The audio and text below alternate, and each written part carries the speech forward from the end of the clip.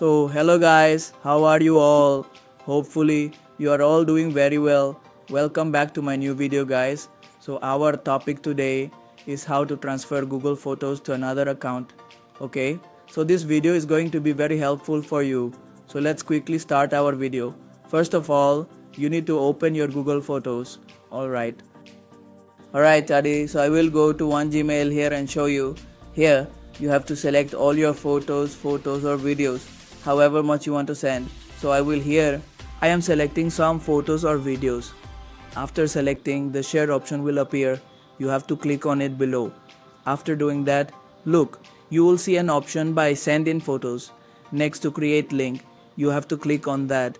After that, you need to enter the Gmail address where you want to send that photo. Okay, just write the Gmail address here. Okay, so Gmail will appear here. It will show here. If you want to send to Gmail, you should select Gmail and then you will see the send option at the top.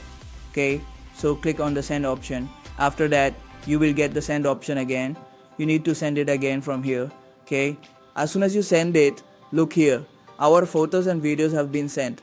Okay, so now on whichever Gmail you send the photo or video, you have to log into that Gmail. After coming here, log into that Gmail.